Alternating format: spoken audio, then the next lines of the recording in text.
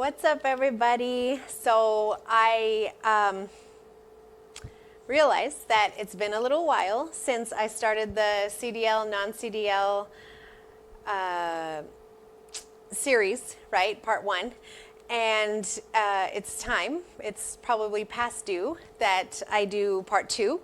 So wanted to review non-CDL, okay?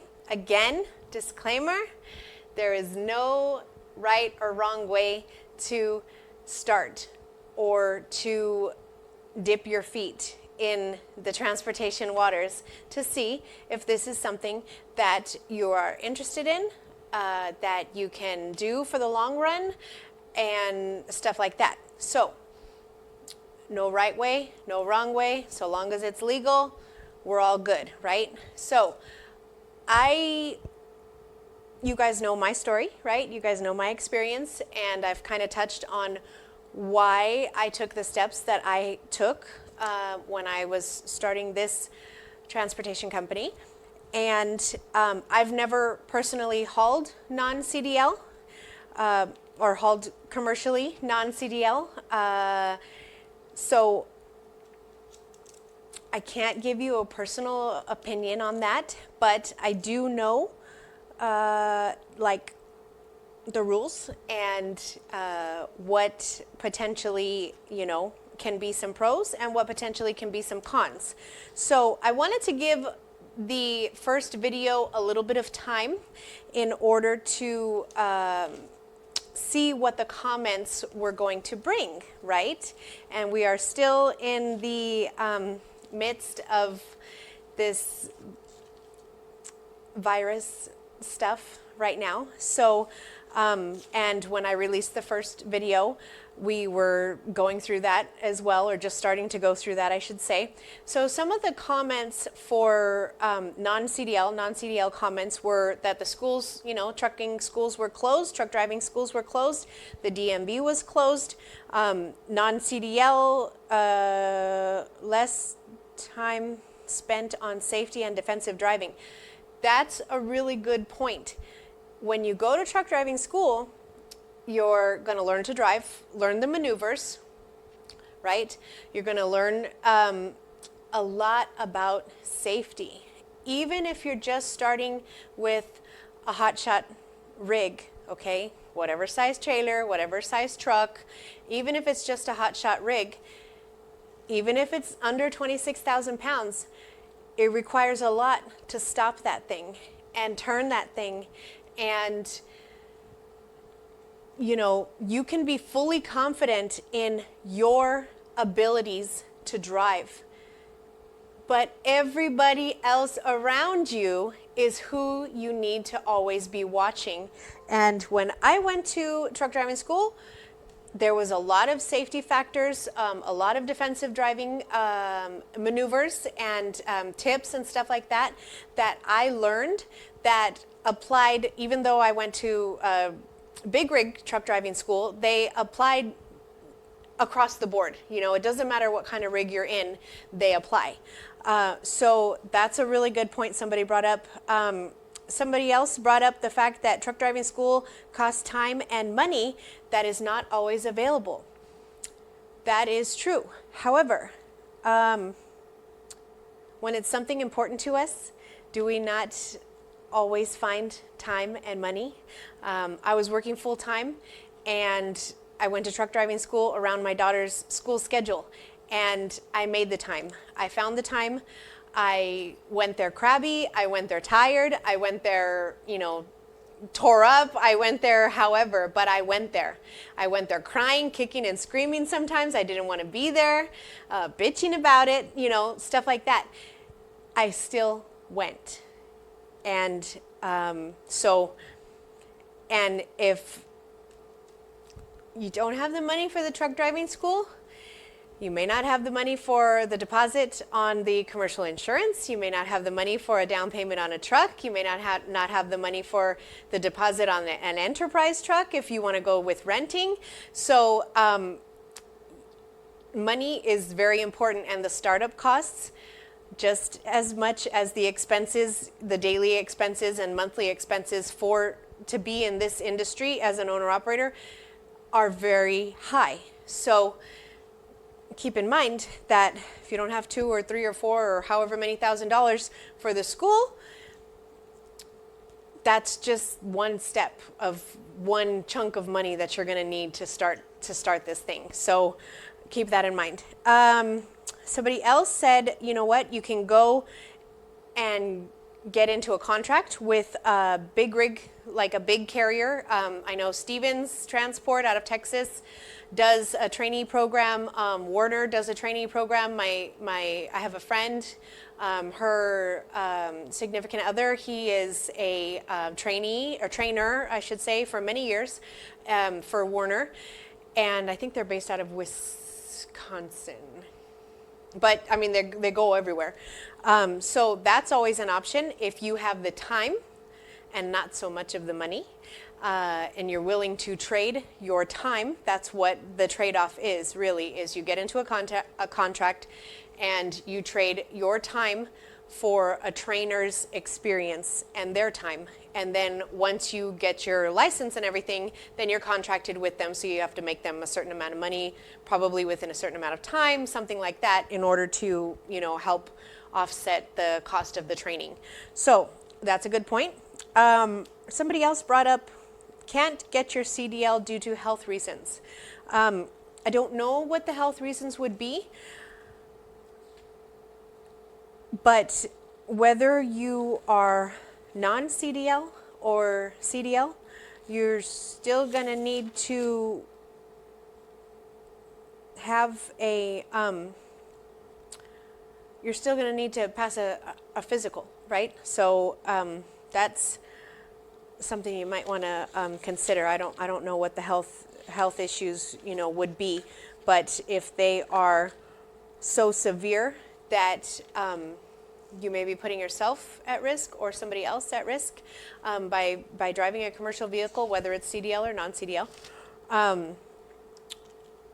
You know, we have to consider everybody's lives, and not just ours, but those around us. And so that's something really important to think about. Okay, when you are non-CDL or choose to haul with a Class C license, or even a Class B, it doesn't matter, under 26,001 pounds, 26,001 pounds, you are limited. So if you have a 1-ton truck, right, average 1-ton truck is gonna be about 9,000 pounds. Your average trailer is probably gonna be about 7,000 pounds. So there's 16,000 pounds right there just for your equipment. And then that leaves you with 10,000 pounds of freight potential that you can haul when you're non-CDL. That's fine. You know, a lot of my loads are under 10,000 pounds. There are plenty of partials. You guys see me all the time with partials. This one's 2,000 pounds. This one's 400 pounds. This one's, you know, I'll throw on, and even, you know, Toe Piglet. Toe Piglet is another prime example of, he puts together a bunch of light partials and he does very well, you know. So there's a ton of freight out there. It's not that. The issue that you run into is needing to confirm all the time whether you are under that weight limit and axle weight limits as well.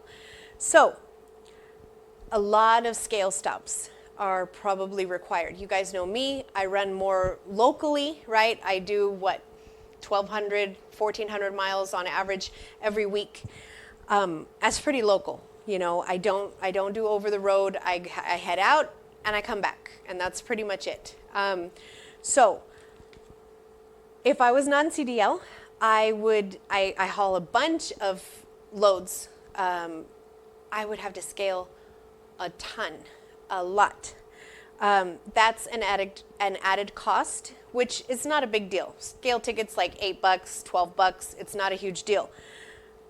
And it's tax deductible, right, when you're self-employed. That's a tax deductible cost of doing business.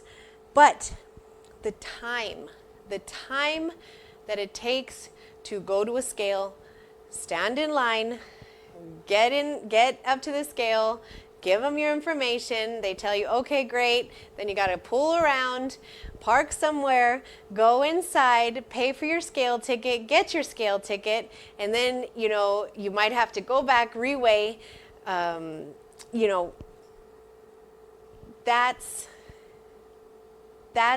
a big concern, is the time that scale stops require or can require. And not only that, there ain't a scale in every place that I go. You know, there's times when I'm far way off the beaten path.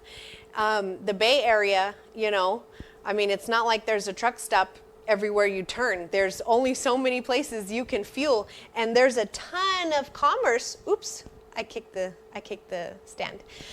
There's a ton of commerce going on in the Bay Area, but there's not a lot of room. So, you know, there's only so many places that you can scale your truck. So out of route miles, you know. Now, if you go to a shipper, you load, you know, your load was supposed to be 5,000 pounds. You leave there, you're like, I don't know, something, whatever the case, you know, I better go scale it. So you go and scale it. Say you loaded at 3 o'clock. The scale is 40 miles away. That's 40 miles to get to the scale. And then you realize that load is not 5,000 pounds, it's 7,000 pounds. It's now 4:25 in the afternoon. You're trying to call the broker, you're trying to get a hold of the customer, your bills say 5,000 pounds, but you've got a scale ticket in your hand that says this load is, you know, a couple thousand pounds over. And now you've got to go through this whole issue. I just went through this with the scale tickets and, you know, a load being way over what I was told it was supposed to be. And even though my rate doubled, the time. And then you went 40 miles to the truck stop to scale. Now you got to go 40 miles back. That's if the shipper wants to stay open past 5 o'clock in order to adjust it, take some of the weight off. Or what if you want to cancel the load? What if you've already got, you know, 5,000 pounds of a different load on your trailer and now you would be over? What if it's one solid piece that's overweight? Then you have to return the whole thing. And then you have to go back and forth with the broker. You've wasted your time. You have to fight for a dry run. You know, you've got to prove yourself just to get reimbursed for your time, your effort, your miles, your energy, your lost load, your lost revenue, you know, and it's tough. That is not easy to do. So possible returns to the shipper, we never want to deal with that. That sucks. And lost time equals lost revenue. And time is the one thing that we cannot create more of. There's only so many hours in the day, and you can only pick up so many loads during any, you know, specific amount of time. And that's, you know, really, really important. So possible pros to non-CDL, right? You do not need to have apportioned plates. You do not need to participate in IFTA or IRP. My apportioned plates in California, I think, cost me like $2,000 for, you know, for the GVWR of my rig and my state, and I believe it's also based off of year of your vehicle and stuff like that. So you don't have to participate in that if you're non-CDL. If you are CDL, you're over 26,000 pounds, you do need to participate in IFTA if you are an interstate carrier. If you are intrastate, you do not. If you are interstate, you need to have apportioned plates and participate in IFTA. For those of you who don't know what that is, IFTA is the International Fuel Tax Administration. That means that since I have a GVWR of 40,000 pounds, right? I have to track my miles in each state that I cross into, right? So I have to put down, odometer reading 21,000, from leaving California, entering Nevada. So I have to keep a log of that. And then every quarter, you can do it yourself, but I pay somebody $50 to submit my miles and my fuel receipts to IFTA, and then they tell me how much I owe them every quarter, right? So because I do not run over the road, I'm not crossing a ton of state lines. I cross, I do California, Nevada, Arizona. That's pretty much it these days. So I have to report how many miles I drive in each state and how much I fuel in each state. That is total gallons and total cost of the fuel. And then that information gets submitted to IFTA, and then IFTA says, okay, based on your numbers, you owe us X amount of dollars. So my last 2 quarters, I submitted had the girl submit my miles and fuel. It was like $100. The most I've ever paid, which was my first quarter, was just under $200. So it's not a huge cost. It's not a huge expense, but you do have to track it. If you're non-CDL, you don't, right? No drug consortium, so you don't have to participate in the clearinghouse or a drug consortium if you are non-CDL. Another thing, you don't need state permits. So Kentucky, New York, Oregon, if you are non-CDL, you do not need to purchase separately. Those are the couple states that don't participate in IFTA. They do their own thing. So you either pay per trip if you're going into those states, or you buy their little sticker every year, and you report. I would imagine you probably report your miles and your fuel to that state directly. I'm not sure how that works. I don't have any of those. I don't find a need for them. I have crossed through Oregon, I have crossed through New Mexico, and I just pay at the scale. So let's talk about the costs, okay? If you are non-CDL,